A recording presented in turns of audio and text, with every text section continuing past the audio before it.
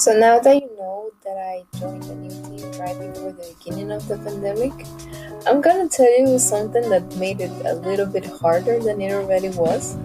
And it is the fact that I had to change to a new position. I had to adapt to a new position just because I switched teams. And I'm not like saying I was mad about it, but it was something difficult. And I feel like that's something many people believe, that since you play the sport, you're gonna be able to succeed at any position that you want, and that's not true.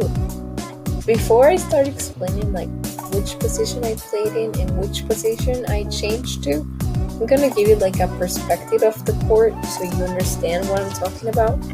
So in school, I played here, like right in the middle. I used to play here in this corner, but okay, this position right here, like the center and the front row, is called middle hitter. And as you can see, here it says AKA middle blocker. So basically, we are in charge of blocking whenever we can. We cannot back down from blocking any spike. So you can imagine me like jumping every single time to try and block a ball. So I was here, like trying to block the spikes, having to run out of the court so I can spike my ball.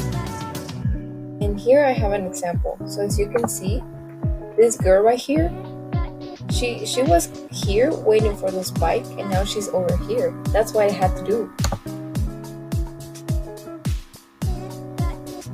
Of course, I would not kill a ball that way. She has such a swing and such a force, but I would have to do that. I would have to be close to the net. And it was a very tiring position. But when I changed teams, I stopped playing here, and I went to this corner right here, which is called the outside hitter. And this position was a little bit less tiring because in the league we are playing, we haven't like upgraded to that level where we use two blockers. As you can see right here, these two are preparing to block.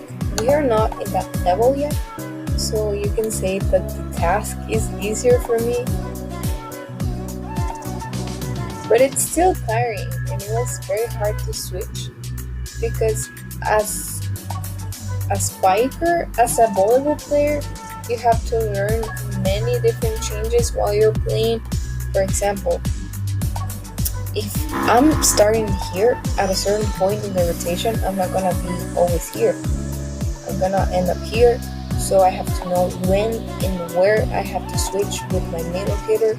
So she goes back to being in the middle and I go back to being in the corner and stuff like that. So it was very hard because I had the full mentality of the changes I had to do in the rotations as a middle hitter, and then I had to learn them. I had to erase them from my mind and learn the ones from the outside hitter, knowing how to change with the setter, knowing how to change with the right side hitter, knowing how to change with the middle hitter. So it was like a big rush of emotions, to be quite honest with you.